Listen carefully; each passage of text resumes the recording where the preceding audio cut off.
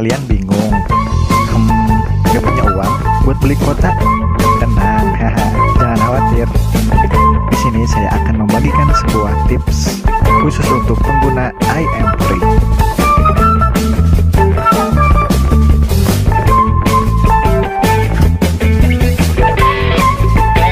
Kalian hanya tinggal masuk ke aplikasi My IM3, kemudian kalian tinggal memasukkan kode referral.